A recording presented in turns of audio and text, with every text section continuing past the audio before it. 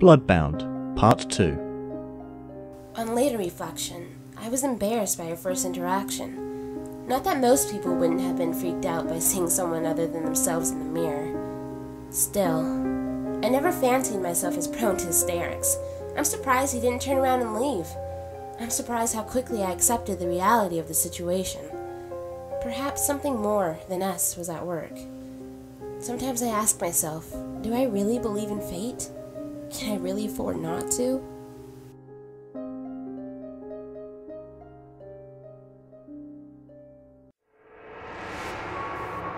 I'm hallucinating. I'm having hallucinations due to stress. Get it together, Anana. Anana. Shut up, you! You don't even exist! Wretched modernity. Makes this harder every generation. Stress. It's stress. I haven't been eating or sleeping right. Maybe I should have ordered those pineapples on my pizza. Made it a more well-rounded meal. Oh, I'm losing it.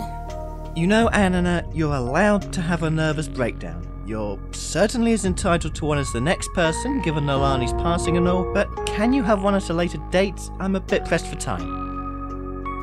Who are you, and how do you know about my mother's death? I owned her, of course. And don't tell me you don't know who I am. You and your friend were just talking about me. You're holding my necklace. That's just a story. It's not real. If it's not real, how would I know about it? Simple. You heard Layla and I talk about it. Now tell me who you are or I'll call the police. And tell them what exactly? That a man came through your mirror? Besides, you and Layla only referenced the supposed powers of the necklace. You didn't say that it belonged to your ancestor, that she received it from a sorcerer, that she suffered from unrequited love. You could be guessing. Could I guess the price that casting a love spell cost her?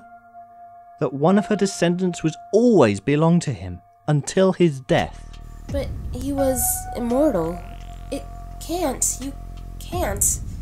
I know, magic isn't real. No one is immortal. Your mother said much the same thing. Stop talking about my mother! I apologize. I did not stop to think if it would be painful for you to hear me speak of her. Nalani was a fine woman. No doubt she is missed by all who knew her. I don't need condolences from an evil sorcerer. Again with the evil. Why does your family insist on dubbing me that? Maybe it's the whole signing contracts in blood, demanding children as payment thing? Descendant. A descendant, singular. Besides, there were extenuating circumstances. Yeah, right. Look, let's say for one moment I believe you're real and all of this is happening and not just a product of my having a nervous breakdown. Why are you here? Is asking obvious questions a family trademark? If you are who you say you are, then you've known my family for generations. You tell me. Touché. All right, fine. I'm here for my inheritance, so to speak. Your inheritance? What do you mean? Work it through. I'm sure it'll come to you. Think of the legend. If I'm the sorcerer, then I own Rise's descendants. I owned Nalani, who unfortunately has passed on. Therefore... You couldn't have owned my mother. I hate to disillusion you, but I most certainly did. I have a contract to prove it. Signed in blood? Oh, no, that went out with the Middle Ages.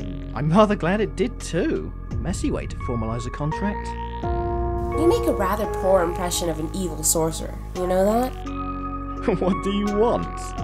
Thunder? Lightning? Vague threats of dire consequences if you defy my will? It would seem more fitting. Growing up, I always imagined you as a dark, threatening presence. If I was a dark, threatening presence, why would someone come to me for a love spell? Ever think of that? I never really thought about it. The legend never really went into details about why she sought you out to help her. She didn't have to seek me anywhere. She knew me. You said a name earlier. Rise. Was that her name? My ancestor? It was her daughter's name. The first to pay the price for her selfishness. Selfishness? Oh, what would you call it? When we were kids, Layla called it cheating. Cheating? Seems a light word to use when you're talking about forcing someone to love you, let alone selling your own future flesh and blood. If you think it's so wrong, why did you do it? Shall we get down to business then? Business? Don't tell me you haven't figured it out yet. I do not belong to you or anyone. I take it you aren't in love with anyone. What business is it of yours? It's beyond my power to change the terms of the original contract. I'm as bound to it as you and all your ancestors. But I did manage to make a small clause, I suppose you would call it, a few years afterwards. Should the party in question be in love and have their love freely returned, their contract becomes void. Love and be loved in return. How simply you put it. Unrequited love? Something like that. There is nothing like unrequited love. Have you told him? You're pretty nosy, you know that? You're not very forthcoming and I'm making up for it. If you haven't told him, then you can't be certain that he doesn't feel the same. That means you have a chance. Tell him, see how he responds. I'll give you a month. Then I will return. If you need me before then, simply hold the necklace and say my name. I don't know your name. Traum.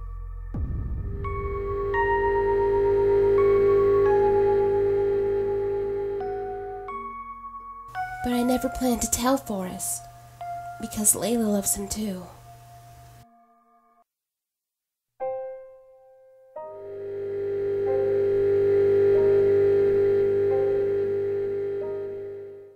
What are you doing? Why are you awake? Wolves are supposed to be nocturnal. Couldn't sleep. You can't ever sleep. And I'm not doing anything. You're breaking the rules. Nonsense. If I was, she'd be here already. I'm just bending them a little. I've done it before. Nalani failed. Riza didn't, nor most of her children. Some did. Poor Sonna. He kept trying. Huh. You humans just don't know anything about romance. I'm hardly in a position to argue with you. No, you're not. Don't forget your appointment. She isn't her, Traum. Don't play the fool a second time. You don't have to caution me. I've been careful. You've been distant. It isn't the same thing. There's another. Exactly. That's why I'm warning you now. You worry too much. You said it yourself. She isn't her. That's the other reason I'm warning you.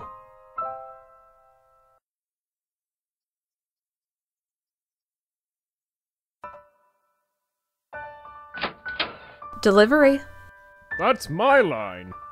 Dinner first, then pack the truck? Sure. Anana wouldn't come? No, she wanted to stay there. How's she doing? Really? Better, but she's still hurting. She doesn't talk about it, but I can tell. She can be such a stubborn cow sometimes. Forrest! I know you're worried for her. I am too. But Anana is Anana. She does this sort of thing alone. I know. I just hate feeling so useless. You aren't. As long as she knows we're here for her, that's what counts. It's still frustrating. Sometimes it feels like there are things she keeps, even from us. Well, everyone has their secrets. I guess. You really care for her. Well, yeah, she is one of my best friends. Like me? Yeah. Let's concentrate on packing.